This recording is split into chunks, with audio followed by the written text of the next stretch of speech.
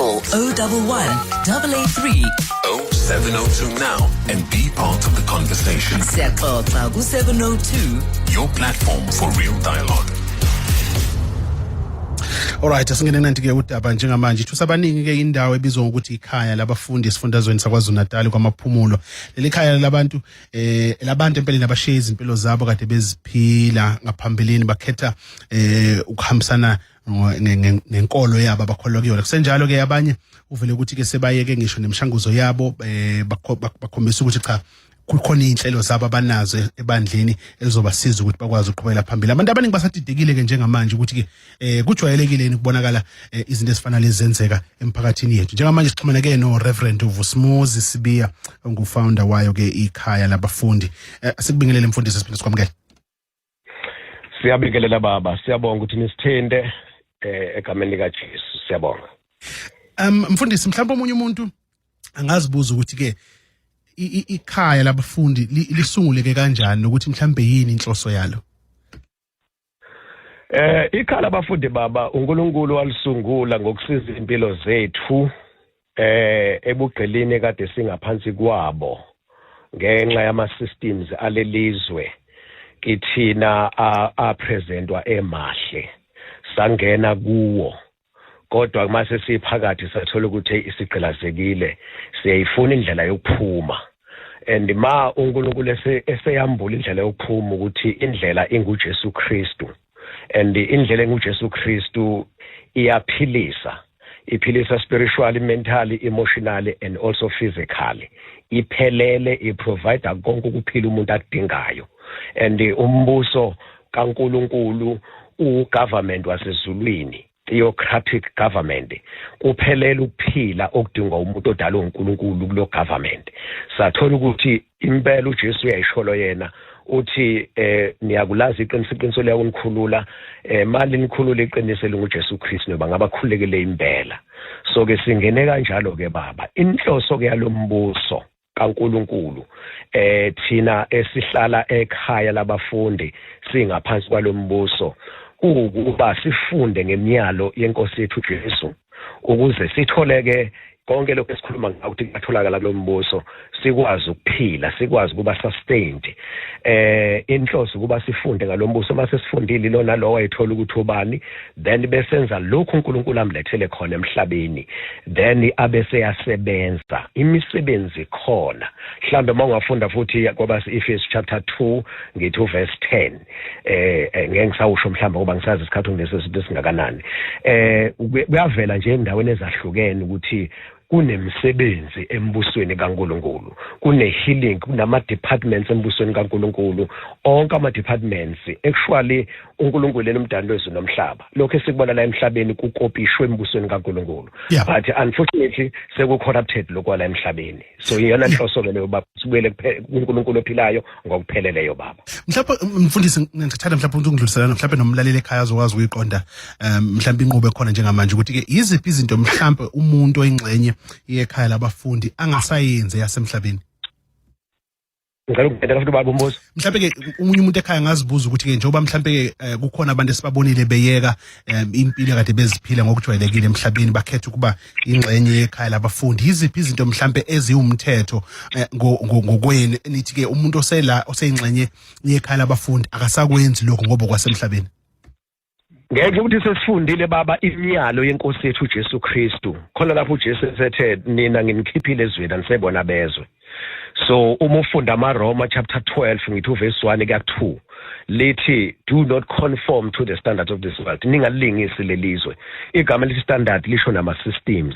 So ke ama systems alelizwe awekho in line, awekho aligned with intando kaNkulunkulu.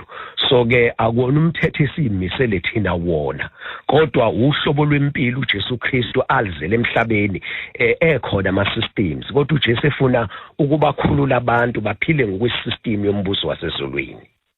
So mhlawumbe ngenze kanti mhlawumbe ngizoba into efana lezi, ngiyakwazi ukuyosebenza, ngiyakwazi ukuya esikoleni. Right, ukusebenza baba siyasebenza embusweni kaNkulunkulu. Nothi nje mfundisi ngizama ukuthi njengomuntu mhlawumbe ngisebenza emayini noma ngudokotela noma ngiyiphoyisa kanjalo ngisakwazi ukuthi ngibe ingxenye ekhaya labafundi kodwa ngenze leyo msebenzi.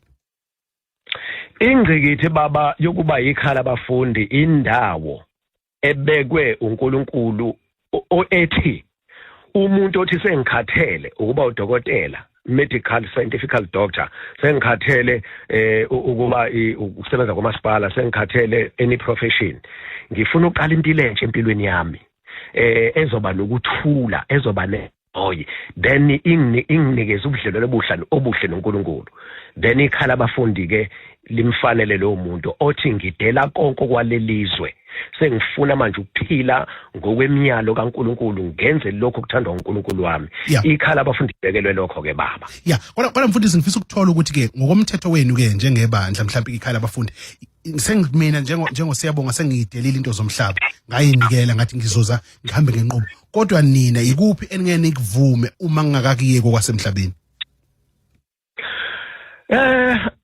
Njoba ngisho nje futhi baba empeleni njoba sikhuluma njena ngiyabonga siyazama ukuthi ke umuntu eze esenqumile ukuthi cha ngiyakuyeka kwasemhlabeni konke kwasemhlabeni ayizithatheleni isinqumo ngidela konke kwalelizwe then isisho sesintu sithi inyoni zohlobo lodwa indiza ngandawonye so uza umuntu eseyihlukanisele ekhala abafundi awukho umyalo noma umthetho esimnikeza wona ukuthi ke uzofika uphile ekhala abafundi usakwenza lokhu cha ikhala abafundi lihlukaniselwe indawo eyumbuso kaNkulunkulu ehlukaniselwe abantwana bakaNkulunkulu nabo abavumile bathatha isinqumo sokuyihlukanisela uNkulunkulu ophilayo.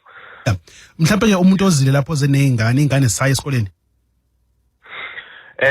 ngisoba ngithi ke siyi-theocratic government sibuswa imithetho kaNkulunkulu masikhuluma ngogovernment sikhuluma ukuthi kuphelele i-Department of Education ikhona embusweni kaNkulunkulu ukuthi ngeke bayi-understand abantu ngenxa ukuthi phela ke siphila ngendlela engajwayelekile esikhomandwa ezulwini sisemhlabeni kodwa sifunda eBhayibhelini esiliphatha literal emhlabeni so ke ingane zombuso kaNkulunkulu ingane zombuso kaNkulunkulu ingane zika government wasezulwini azikwazi ukufundiswa umbuso wasezweni zifundiswa ugovernment wasezweni eyifundisa inkolelo yakhe ugovernment wasezweni encwadini ebhalwe ngabantu kanti thina sifunda imibhalo ephefumulelwe uNkulunkulu elungela ukuthi ifundise iqondise iyale iphinde futhi train iequipe umuntu kaNkulunkulu kuyo yonke imisebenzi emihle ukuthi mayisefundile enze umsebenzi omuhle so ingane ze-kingdom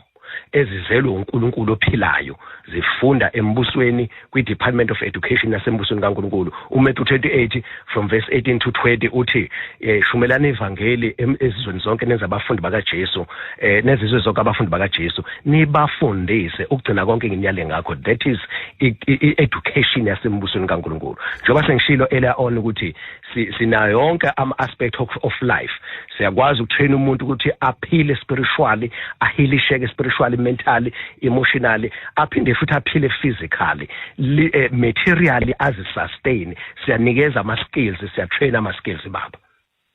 Okay mawukhuluma ngama-skills ukhuluma ngama-skills kanjani mfundisi? Njengokuthi nje baba i-agriculture iskill leso baba khona abantu abashukela ngabe ngakwazi ukuthi ukufaka uhlamvu lwembewu emhlabathini kwenziwa kanjani ukuhlakula kwenziwa kanjani iskill leso ufuna ukumfundisa umuntu then abantu abala sebefundile ngisho kuthiwa izingane ezilana basefundile ngisho kuthiwa abadala bayadlula emhlabeni umutshe sengabuya uzolanda ibandla nginesiqiniseko 100% ngeke zilambe ingane ngeke ifane nengane eziproduce ugovernment wase South Africa noma emhlabeni wonke ngoba izingane eproduce ugovernment wase South Africa zifundiswa incwadi zifundiswa itheory kufaka ucishwe engqondweni but mase kufanele isebenze practical azikwazi lana ingane sifundisa ama practicals ukuthi ingane ikwazi ukuthi spinach sitshalwa kanjani imfino yesintu ihlukene kanjani imfino natural iziphi inhlobo zakhona manile izulu yaqhuma imfino uyazi ukuphuma noshekasi yokho imfino ubuya upheka kanjani ubasa kanjani umlilo ama skills zonke lawo babe sinawo beside agriculture yethu ihlukene inama divisions khona i-livestock farming khona i-crop farming sinama fruit futhi baba ihlahla zama fruit esitshalile Mhlawumbe umunye fish farming. Yeah. Mhlawumbe umunye umuntu angakhuluma ukuthi ke angazi mhlawumbe masikhuluma ngengane sikhuluma ngabantu abanganani kodwa mhlawumbe ngokomthetho waseNingizimu Afrika umuntu oneminyaka ngaphansi akindle iminyaka ngaphansi kwa-18 uma esebenza lokho ngesingisi bangathi kuyi-child labor nokuthi ke mhlawumbe ngabonakala kuphambene nomthetho wezwe ibandla mhlawumbe noma ikhaya labafundi alinayo mhlawumbe ukucabanga ukuthi ke yize liphila ngaphansi komthetho wasezulwini ngendlela obeke ngayo umfundisi kodwa ke liyaphambana nomthetho khona ezweni ongagcina mhlawumbe sekubeka ikhaya labafundi enkingeni nohulumeni okhona eNingizimu Afrika. Akwazeke emhlabeni wonke kubo bonke opresident emhlabeni wonke ukuthi kunabantu bombuso wasezulwini abanemithetho yasezulwini. Indlela isystem yabo ayifani nesystem yalelizwe. Abantu bayishayela umthetho wabo ukuthi ingane i-underage by-under 18 years. But uNkulunkulu bekwakho umthetho ukuthi ingane mayizalwa ayizalwe ngaphakathi kwemingcele yomshado bese ikhuliswa abazalwane abantwana baNkulunkulu ikhuliswa abazali bayo then ukuze bayifundise imithetho kaNkulunkulu ukuze mayisikhulile ingasuki lo mthetho kaNkulunkulu imithetho lo ushawo uNkulunkulu ku-government wasezulwini. So ke angeke baba ama-government imbuso ama-kingdoms amabili abe nemithetho efanayo not unless umbuso wasemhlabeni ugovernment wasemhlabeni ethobe ephenduka avuma izono zakhe ukuthi usuku lemthethweni kaNkulunkulu ebese ethobela submit kumthetho kaNkulunkulu. Thina ke baba singama representatives ombuso kaNkulunkulu singama ambassadors ombuso wasezulwini simi kwi-constitution yasezulwini ukuthi ithini. Okay, mhlawumbe sesiphethe nje mfundisi ngiyafisa ukuthola lana ekuthenini ke kube khona masibuka koza kwethu abasebenza komabona kuthi bethe bexoxisana nani leli sonto edlule kwaba khona abantu abathi hayi mina mhlawumbe kade ngisebenzisa mhlawumbe imishanguzo kanjalo noma sisho mhlawumbe ukuthi kanjani base bathi cha sengithola uNkulunkulu manje ngathola izwi likaNkulunkulu ngayiyeka leyo mishanguzo kodwa scientifically kuyavela ukuthi ke isikhathini esiningi abantu abafana nalabo mabeyiyeka imishanguzo yabo kuba khona ukuthi ke bagcine sebabana nokugula gcina mhlawumbe sengathola sebeyadlula emhlabeni ikhona irresponsibility mhlawumbe umfundisi noma ikhala abafundi lizoyithatha uma kenzeka inhlekelele efana naleyo. Ikhona iresponsibility ethathwa uhulumeni ngabantu abafayo ebhedlela ngabantu abathi baqala ukudla amaphilisi bagula kakhulu kwaphela igazi abanye bavuvukala bakhukhumala ziningi imkhuba enziwa amaphilisi sinofakazi balokho kuphathekayo abanye bafa. Iphi responsibility ethathwa uhulumeni ukuphila kuphisa ezandleni zikaBaba uNkulunkulu ophilayo. So uyena wazi isikhathi somuntu ukuthi wabani emhlabeni thina umuntu simnikeza into ezomphilisa spiritually mental emotionally iphinde imphilise physical. uNkulunkulu udala umuntu uyena wazi ukuthi umuntu udinga ini simthatha umuntu simise uNkulunkulu ngomkhuleko then bese sisebenzisa igama elinikezwe iauthority ezulwini igama lika Jesu Kristu simthandazele mayihambile umuntu baba uma besibophela umuntu ohambile then ngeke sisho lutho baba ngoba kube kusho ukuthi phela bona sebengoNkulunkulu abazi ukuthi umuntu kufanele ahambe kanjani kodwa sibedlela abantu bayafana kwenzeni njengoba ngikhuluma nawe nje konofayo. Mfundisi sibonga kakhulu ngesikhathi sakho kuyezwakala safisa ukuthi sikhulume nabanye mhlawumbe abakhona abayingxenye ekhaya labafundi sibonga kakhulu ngesikhathi sakho namhlanje.